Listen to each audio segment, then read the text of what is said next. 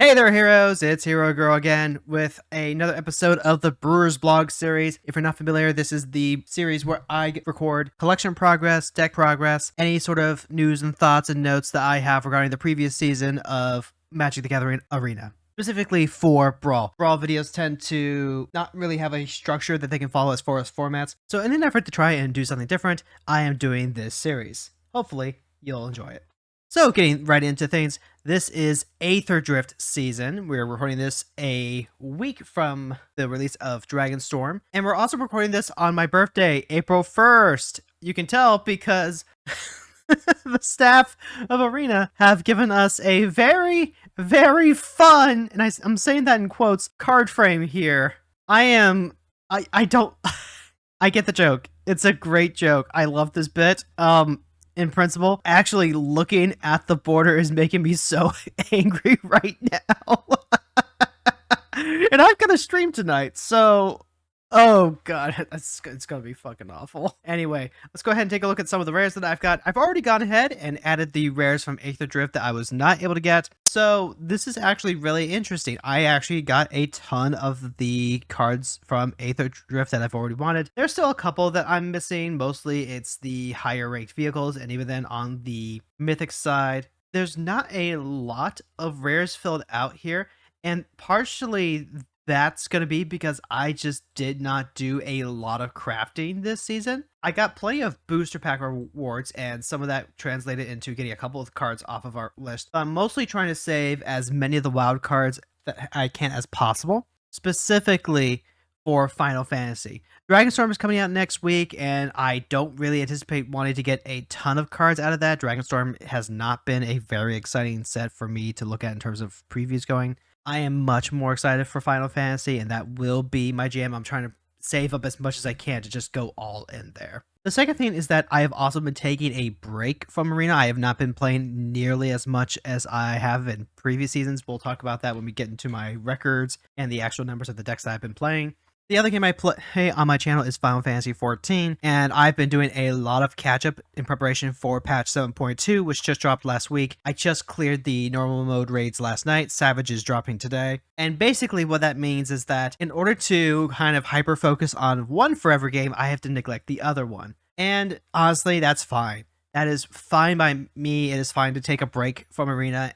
I try and play through as much as I can. I try to make sure I'm playing at least 2 or 3 times a week so I can clear out all of my dailies. Normally when I try and save gold for an upcoming set, I want to make sure I have around 45k specifically, so that way I can get the full pack bundle that comes with the single rare. That just didn't happen this time, and that's perfectly fine. I still got a ton of Aetherdrift cards. I'm not going to be able to get that many of Dragonstorm. I'm going to be playing a decent amount of Dragonstorm anyway to help save up for Final Fantasy, so there we go.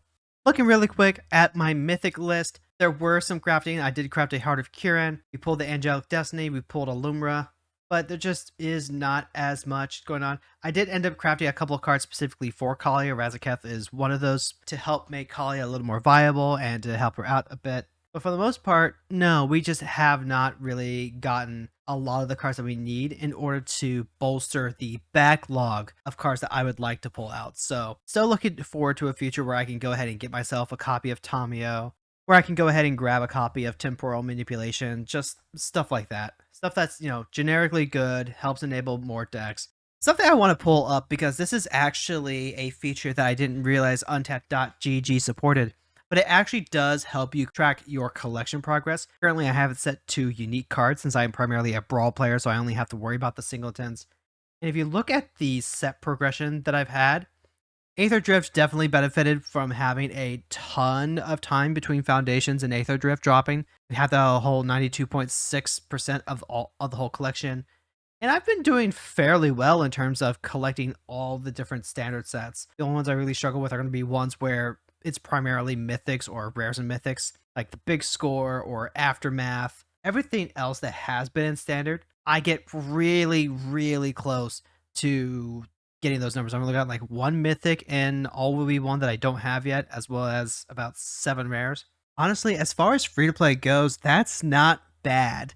I'm feeling pretty happy with the progress that I made. The biggest thing about those wish list decks that I use to keep track of the rares that I'm trying to obtain is that so many of those come from sets that were made available before I seriously started playing Arena. And that's going to be the biggest hurdle to anyone else who tries to get into Arena. They're going to be able to keep up with standard just fine, but it's going to be hell trying to catch up on the massive backlog that exists without dipping into some sort of funds or, getting really strained on wild cards in order to make the decks that they want to. This is the biggest reason why, even when I'm taking a quote break from Arena, I do try and stay on the treadmill somewhat so I don't get left completely behind. And it's lucky for me that Aetherdrift just ended up being one of those sets where I had a decent amount of funds to start the season with. I was able to spend that on packs. And as I start shifting away from playing Final Fantasy to start playing more Magic, then it's going to be during a set where I don't have as many funds in the first place. So we'll see how that works out.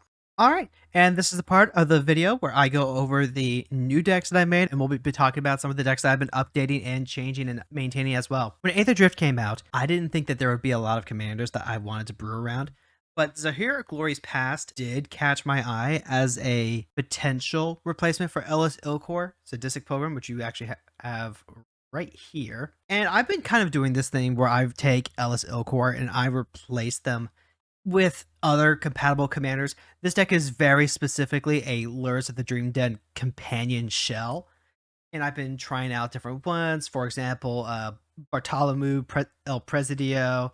I've been trying Amalia. Amalia, I think, is probably the more popular version of this deck because she's very strong. She gets really big. She helps you dig through and find a lot of lands, or she's filling the graveyard specifically, so Lurus has a lot of targets for you to recast. And I think that's really good. However, Zahir plays exactly the way that I've been wanting to play this style deck for a long time. Like, very specifically, I was playing this as a Soul Sisters build before, but I wasn't really sold on that. It was kind of like Soul Sisters spliced with Aristocrats. Your Zilper Cutthroat, your Blood Artist type cards. And I thought that was cool, but I was having a hard time really committing to one or the other. But Zahir, just it gives me a strong incentive to finally go hard in on the Aristocrats line with that. Specifically because a 3/2 for 2 mana is already really fast. It's really strong, and you can sacrifice creatures to surveil, which helps you smooth out the draw, kind of like Amalia does. But most importantly, what makes this deck really fun to play is the fact that as soon as Zahir hits the board, you start your engines, and then it doesn't matter what happens to Zahir after that. Once you have started your engines, the speed counter starts, and even if they remove Zahir, which they very often do, you start building speed just from poking and prodding the opponent, or even using a lot of the sacrifice outlets or the disposable tokens in order to go ahead and start draining them of life on your turn, which speeds up that speed counter. Also, the speed counter, the graphic is so much fun. I love the little beeps and bloops that it makes. That is an A+ grand slam on the for the graphics and design UI team. I just love that so much. I cannot praise it enough. What makes it so great is that you can build speed, and then you don't have to cast Zahir again until you have max speed. And when you're at max speed, that means that Zahir is able to start getting you that extra value off of your creatures and your bodies and start getting the extra zombie tokens. All of these cards like the Garrison Cat and the Doomed Traveler that already replace themselves, all of your Afterlife cards, they start getting you multiple bodies. And that has been a style of token production that I have been obsessed with ever since the original Haunted one from Shadows over Innistrad, the zombie that comes into play and it makes a spirit token. I've been, even further than that, even to like the original Tesa, where when a black creature you control dies, you get a 1/1 spirit. I have been obsessed with that style of token production for a long, long time. And Zahir actually ends up being so strong and just perfect. It's so good. A lot of times this deck ends up being incredibly aggressive. You just play a bunch of small threats. Go ahead, you turn them sideways, and you just keep beating down the opponent. And by the time that a mid-range or a control deck tries to drop any of its wraths, you've already got a Blood Artist or a Meathook Massacre. Hell, we also have the Cruel Celebrant out. So yeah, you just they just heckin' die. I love this deck. This deck is so much fun. The first deck that I knew I wanted to brew for Aetherdrift season was going to be Chandra Spark Hunter. Chandra Spark Hunter is not inherently strong on herself. I think she has some really strong synergies. She has a very strong +2 effect. It's a very beefy to put 2 loyalty counters on a single planeswalker. And you have to cash in an artifact or discard a card in order to draw, so she's got that rummaging material. Alternatively, you can go ahead and cash in on the bike token. The emblem was actually really relevant in quite a few games that we played. It's very easy to get her to 6 and then 8 and then -7, get the emblem, and just make it so that way every artifact you control bolts, and that will end a lot of the control matchups, a lot of the mid-range matchups where we can actually have time to set up. That also requires, you to be able to protect Chandra. And I think the downside of trying to play her as a mono red control shell, which is what I've gone and built here, is that a lot of the spells that you play that burn creatures, for example, burn down the house, also burn planeswalkers. So that's something that you have to watch out for. Fortunately, the +2 does mean that Chandra very often survives her own wraths. It's a little bit of tension there, but it's also been surprisingly fun. I think it's a lot of fun to go ahead and take all of the vehicles in here and just let Chandra crew them. This deck was inspired by my Colossus Red deck, which we will be getting to later because, as always, whenever I get you have to kill X amount of creatures on my dailies, that's usually the deck that I have to go to get that achievement taken care of. Generally speaking, I think this deck is fairly weak right now. I think this deck needs stronger ramp in place. I'm not sure entirely what that looks like, but being able to get out a Sky Sovereign, a Weatherlight, or anything else like this is probably the best way to force the game to be over before the opponent has a chance to build a resource that mono red can't keep up with. I think if you're looking for a mono red control list, you're very likely going to prefer a Chandra Awakened Inferno. A Chandra Spark Hunter does not keep up with the Koth deck. In terms of Chandra decks, Beacon of Hope is also probably a lot better because Beacon of Hope will want to run a lot of the Stone Rain type cards that deny the opponent's mana. And this deck does not do that. This deck has burn control and that's it.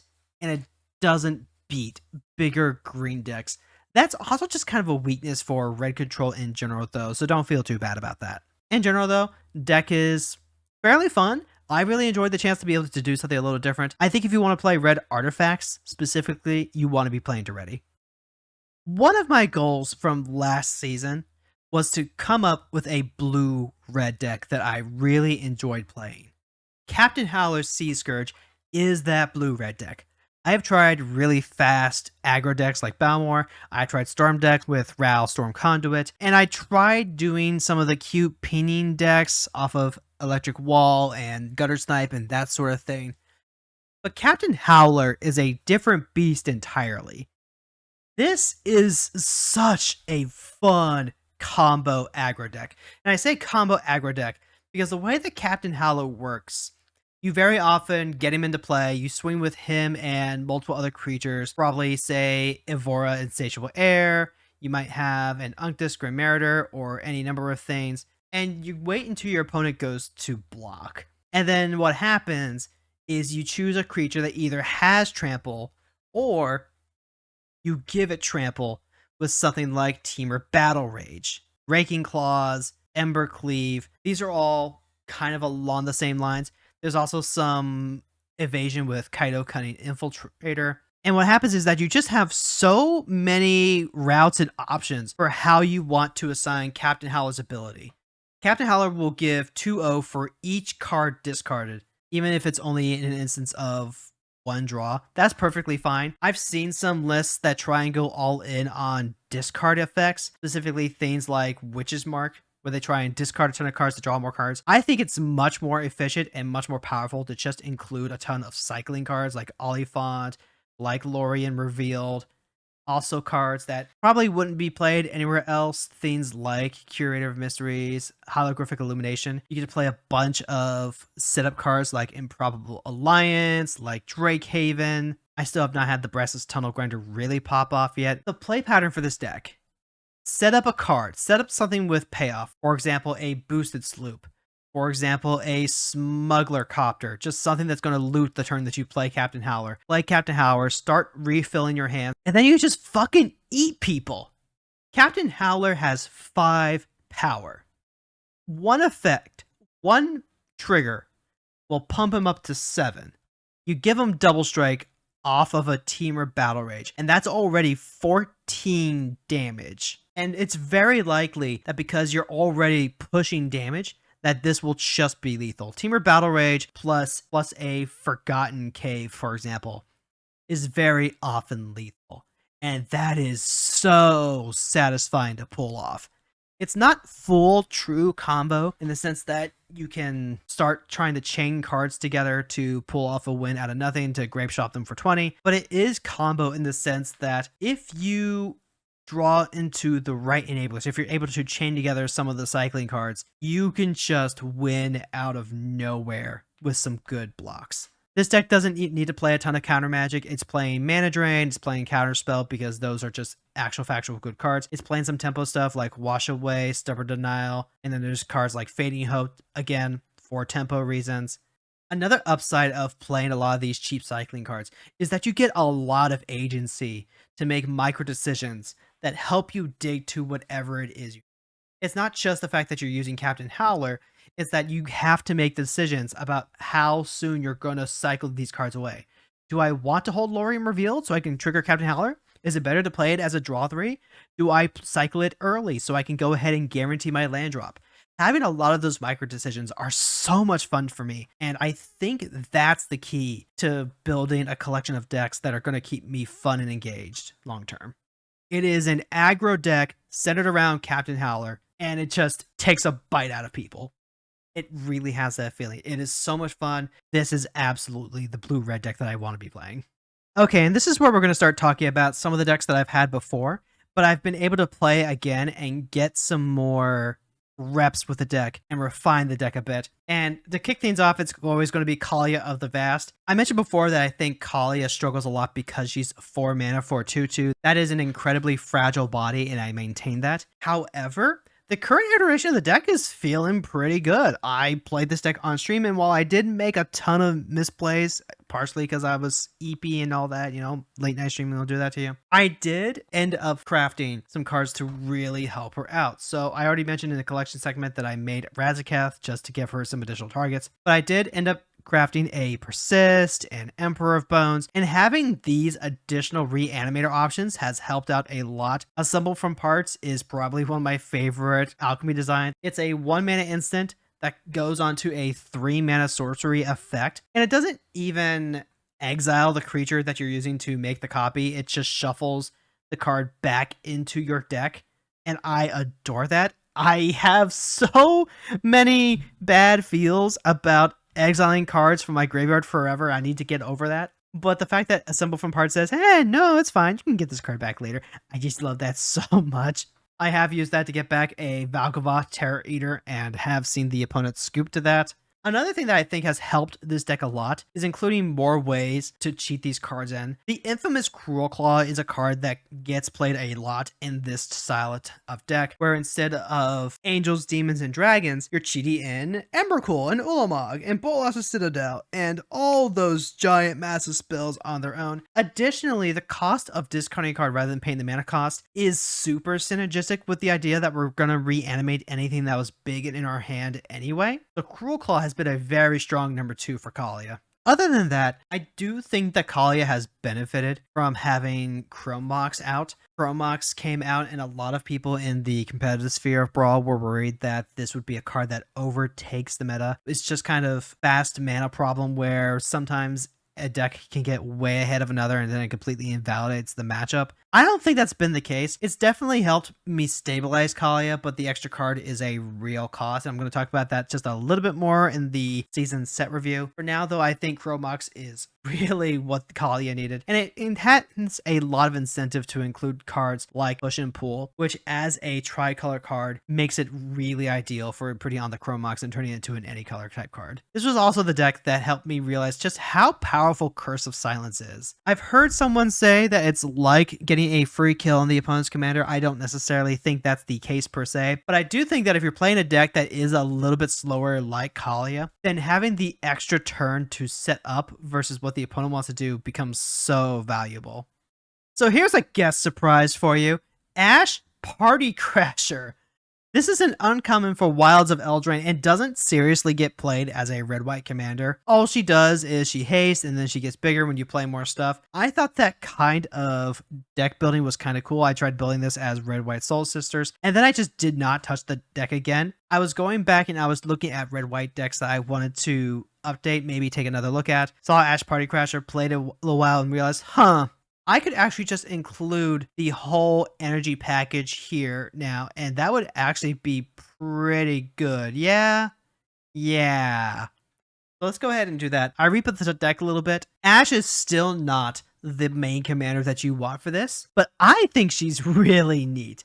I think it's really neat to go ahead and dash in a Zergo Bell Striker, dash in a Reinforced Ronin, these type of cards, and just kind of keep recycling them. Pair that with token makers like Skrell's Hive. Anything to help just make her bigger and help her scale to keep pushing. Like, she can hit for really hard if you get the right setup. I'm going to have all these decks updated and put on the Moxfield. If you want to go ahead and give this a try and tell me what you think, please go ahead and do so. I really love discussing these brews with people. One of my goals with Aetherdrift was to really start diving into the vehicle archetypes. And with Lagrella the Magpie, this is my Blink-based robot deck. It's meant to help take advantage of Legion of Clay, which is a super fun build-around card.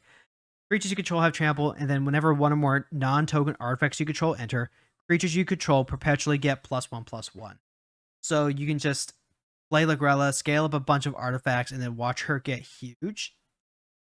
And I've had a ton of fun playing that. I think I got a little lost in the sauce towards the last time I updated Lagrella. I started going really hard in on like Urza and artifact synergy cards while accidentally cutting out a ton of the artifacts that I need in order to actually make the strategy work out. We got a ton of cards in Aetherdrift that did make it in here. So, for example, the Riptide Gearhulk is here. Perilous Snare is always welcome.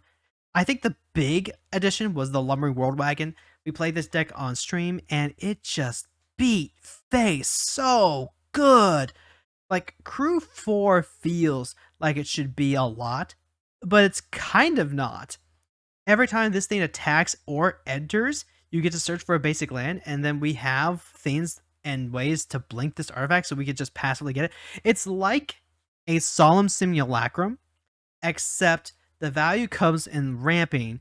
It's not a creature, and it comes down a turn earlier than Sadbot does. So I have been really happy with the tempo that the World Wagon gives us. The deck does still need a little bit more work.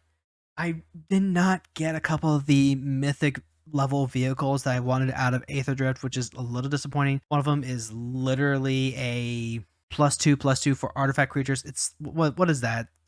Steel Shaper, Tempered Steel, I think it's Tempered Steel. But the deck is still a lot of fun. I think I have lost some of what I originally wanted this deck to be. When I originally built this deck, I didn't want it to just be generic blink value, even though it's kind of moved back towards that. I very much wanted to make this a deck about prototype. The Boulder Branch Golem. Let's see. We've also got the Combat Thresher, the Cradle Clear Cutter. Just cheap artifacts when you play them on prototype, and then you blink them out and suddenly they're giant colossal versions. I think that's a lot of fun. I enjoy being able to skirt around the mana cost by playing those cards. And these are the last 3 to stick around. This deck used to have so many of those prototypes and now they're just not here. And I want to try and get this deck back a little bit to those roots. All right, so here's the irony of saying that it's not really a brewing season, right?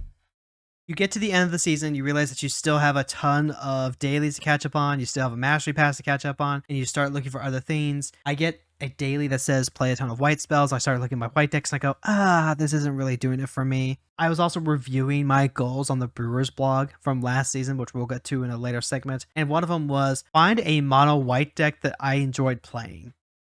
And the mono white decks I have are fine, but they're not really sparking joy per se. And then I remembered, hey, I've got Briggon Soldier of Meletis. I played against a deck that just machine gunned combat spells. And I wanted to give that a try for myself. So I just literally slapped this together. And this has actually been exactly what I want. Like, look at all these 1-drops. It's Sajiri Shelter, Razor Grass, Ambush, and Solitude, and that's it. These are MDFs and a pitch spell. Everything else is a 1-drop. This is amazing. This is exactly what I want. You can make Briggon so big with the heroic. The fact that she has vigilance means that you can just go in and attack, push damage, and then you eat the counters to keep up the gas and keep the pressure, which turn into more counters, which turns into more draw cards. I'm shocked. I am absolutely shocked that the deck is this much fun to play. I've only played a small handful of games with it. I'm going to be refining it a bit more in the upcoming season, especially as I get those play white card dailies. But, oh, baby, I think this is the one. I think this is the mono white deck that we want to play. It plays a lot of the Defiant Strike type cards, but it also plays a lot of the super cheap removals. So Demolition is a really good one. You get to play the ramp spell of Mox, Amber, and Chrome Mox to full effect. You get to play 1-mana protection cards like Alcid of Life's Bounty. It has a little bit of a problem with pushing evasion, which is why the Shadow Spear is here. I think the trample is very much needed for a card that wants to go super tall and big like this. But the fact that you get to play combat tricks like your Ambush on the Road, You Cannot Pass, Wings of the Cosmos, cards that you play because they are literally 1 mana and target. It's so great. I love this. We're definitely going to try showing this off on stream, maybe even tonight.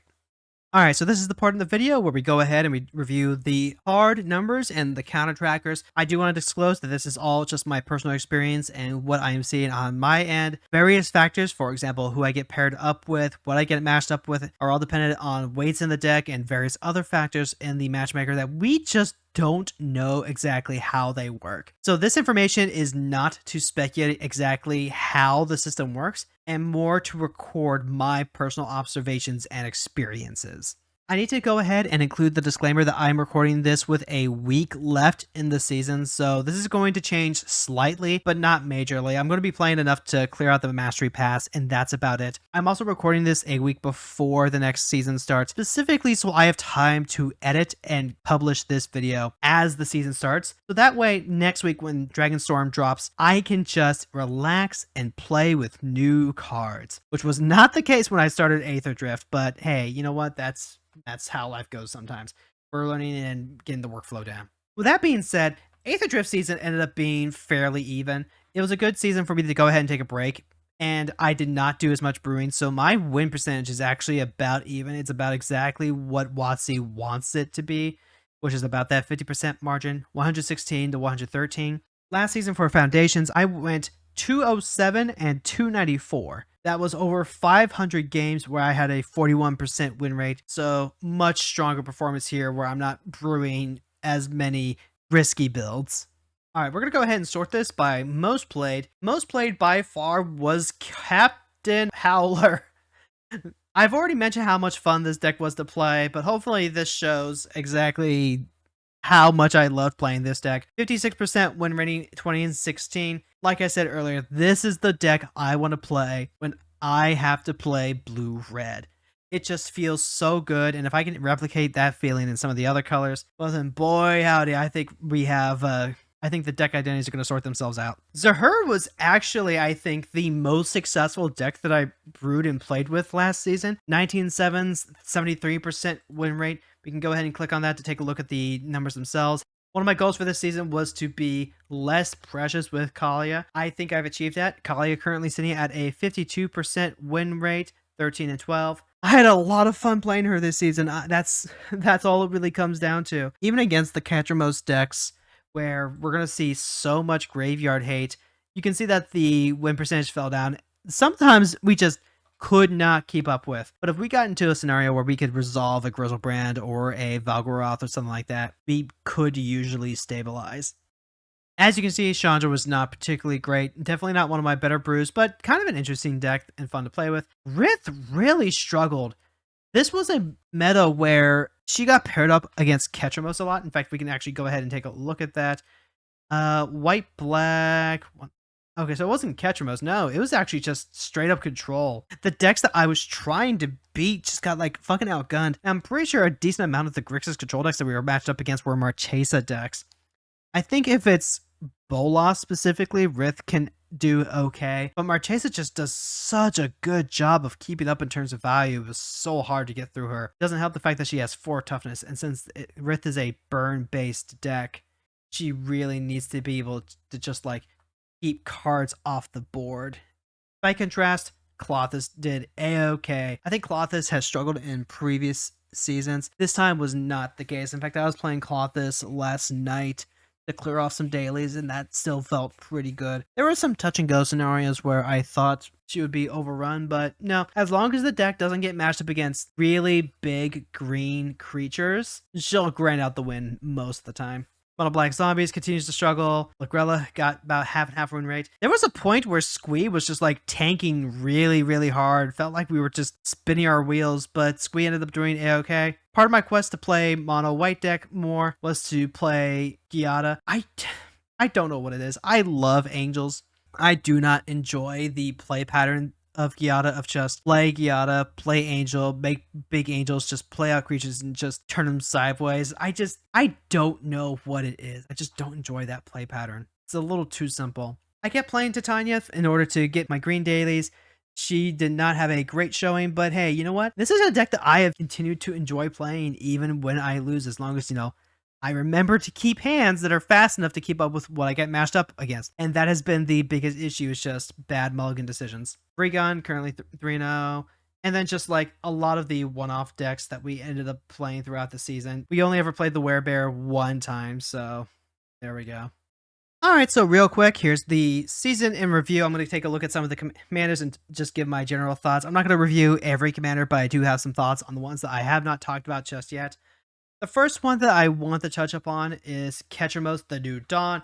This is a beating. This is a really, really good card. If you remember the Kaya build, where they play the 7 or 8 mana Kaya, and all they do is wrath the board and use Kaya as a control win condition, imagine that, except they actually have a commander that can win the game.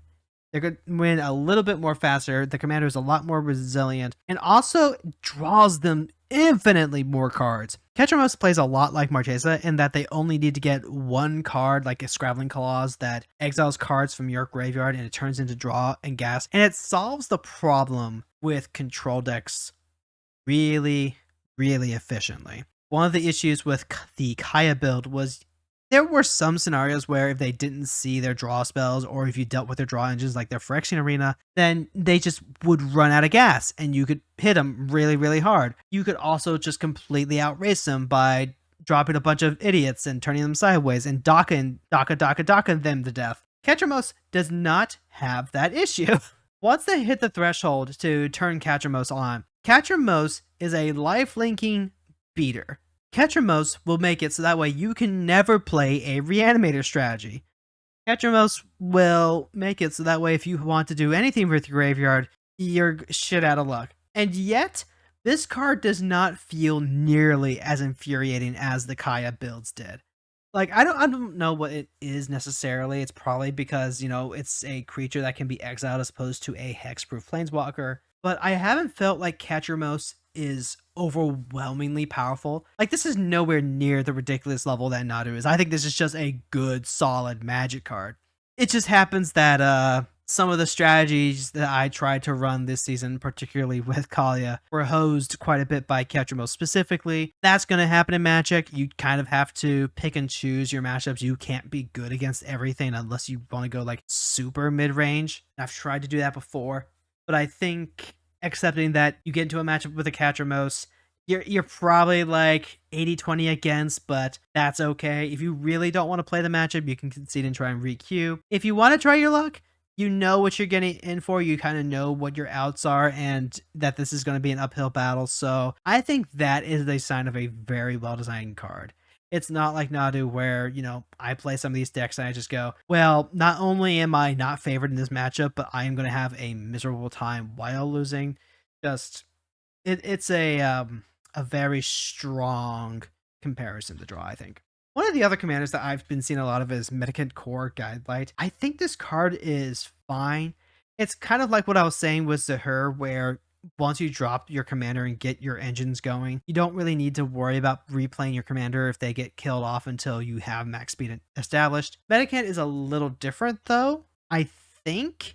I don't know. It's hard to say. Like, Zahir benefits from creatures that have already been played out. But with Medicant, you're kind of facing the tension of whether you want to cast an artifact now or whether you want to hold it for later so that way you can duplicate it. I have seen some very strong Medicant Core builds where they get Simulacrum Synthesizer online and then they dupe it. And then they start making ad nauseum Karn tokens, Karn structs, where they get +1/+1 for each artifact they control, and it gets out of hand really quickly. But Medicant dies so easily to bolts, to fatal pushes, and stuff like that, that I don't know that he's anywhere near in the same ballpark as Zahir.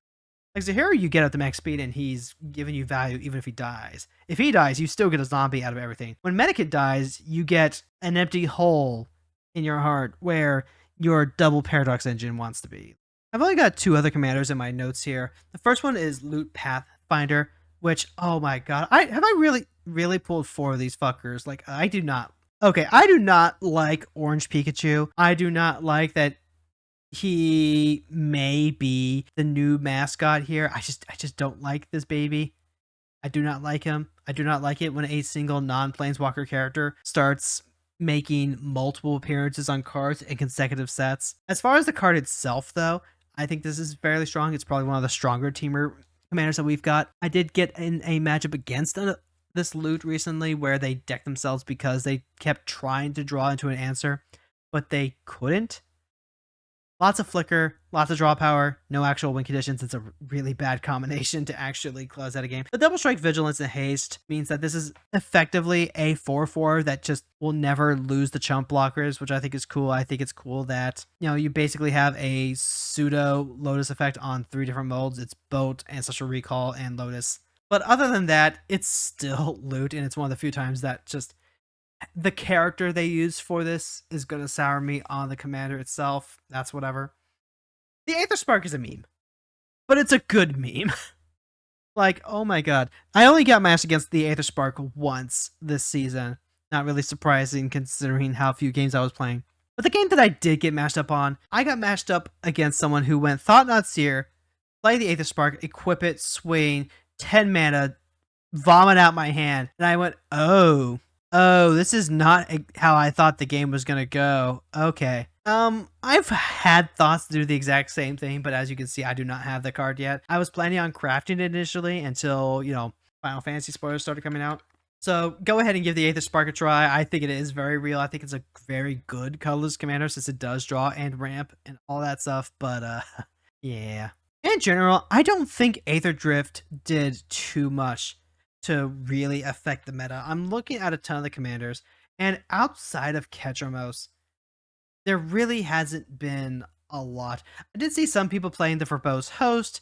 Mono Blue was not really that good at establishing max speed, not without a Mistcloaked Herald for unblockable, or maybe something with Fly in the Poke. But the fact that they could go ahead and be just a big blocker and turn into draw means that this was going to be the new darling for mono blue decks looking to play some unweighted games. Most of these commanders have not really made an impact. I have seen some Sab Sunin, but she's really been more of an include in Nadu decks than not. I think I saw a Duretti Rocketeer Engineer, and then He also died because, Graveyard Hate is a very strong thing that you should slot into every deck that you can. But no, it's been almost entirely Catcher Mouse. Everyone else has been on Catcher Mouse. I've been on Sahur, and it's been a good time. Aetherdrift as a set, I think, just didn't bring a whole lot to the table. I do appreciate that it brought in a lot of vehicles to help out for an archetype that was missing a lot of support. I'm glad that people who missed the original Kaladesh and, we get to enjoy a Vishkar now and a Monket again and all that. We have some cards that harken back to them. I think that there's some good staples here. I think Stock Up is a really good one that's been seen play in Legacy and it has a place in Brawl too. But most of this stuff, I just can't remember seeing. Again, I have limited experience with this because I didn't get to play nearly enough this season. But in terms of the cards that were making a difference, I feel like it was just the commander. And, that happens every now and then. This is a Kalia style set. And by that, I mean, this is going to help out a specific archetype of decks, a specific group of decks that want to run very similar cards. And then every other deck is going to be picking through for commons and uncommon staples. I think the one card that most decks are going to want to run is the Monument to Endurance. And even then, that's very specifically if you're playing a deck like Reanimator or like a looting style deck that just wants to dig through its hand as much as possible. Like, this was not a, bringing toys for everyone. This was, we have a very specific player base that we want to tailor this to. And I think they did a bang up job with that. I think it does its job very well. Real quickly, we are going to go ahead and talk about the special guest slot. Very specifically, we're going to take a look at the biggest special guest come with Aetherdrift, and that is Crow Mox. I mentioned earlier that a lot of people were concerned that Crow Mox would just be more fast mana to really make the game skewed. That really hasn't been the case. I have played against people who have gotten turn 1 Crow Mox out and then not done anything with it, weirdly enough. And then I naturalized the Crow Mox, and now I just 2-for-1 them. Like, the Crow Mox has a very real cost to using it. I think it helps out a lot of the decks a lot. I think it helps out Zahir and Kalia. It helps out decks that need ways to keep up with green. But the fact of the matter is that I think Crow Mox fits very well into this format. I think it does more good than harm, especially when you draw it late and you're like, okay, this is just factually a dead card and I don't have any looting to get my card back. All right, and then to wrap things up, I'm going to go ahead and go over my goals from last video, how well we kept up with them, as well as the goals going ahead. So last season, one of my goals was stop being precious with Kalia. As we saw before, Kalia currently has a little over 50% win rate. That is ideal. That is exactly what the matchmaker is looking to do. Be less precious with Kalia, A-okay. Dragonstorm is coming out. We're going to have more dragons to flash in with Kalia, A-okay. Maybe try and give Zenith Seeker another run because I think a lot of the new cards are specifically for Zenith Seeker rather than of the Vast. A-okay. Sounds good.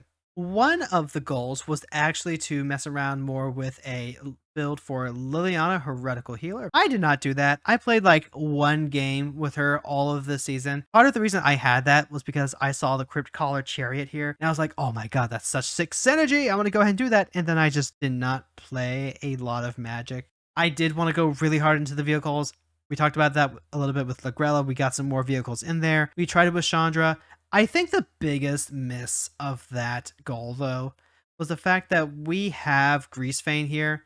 I wanted to go ahead and try going all in on the vehicles build, but I kind of got stuck by the idea that because I didn't have all of the new vehicles from Aetherdrift, like I didn't have the 2 extra white mythic vehicles, that I just did not want to bother playing this. And I think that's a mistake. I think I really should try and continue making the best of what I have. It's a bad habit that I still have. And there's so many decks and so little time, I'm going to gravitate more to the decks that I can play more in their entirety. But we're going to revisit Greasefane. We're going to try clean this up. I have some mythic wild cards. Maybe I'll go ahead and use my mythics to clean those up. But it's also usually better to hold off on that until I have a chance to finish the Mastery Pass. So we'll see what happens there. Last season, I wanted to find the blue-red deck.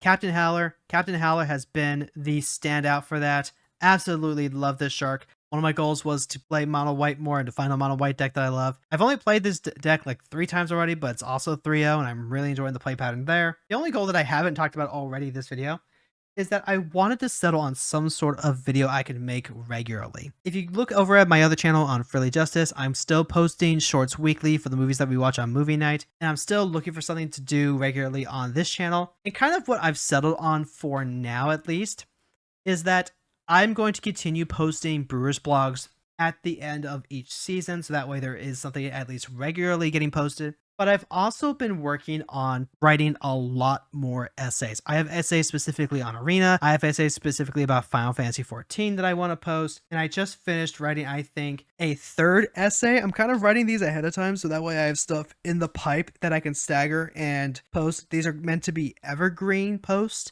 So I can go ahead and schedule one for 1 month and then get to work on the next one and have that scheduled for like a month after that.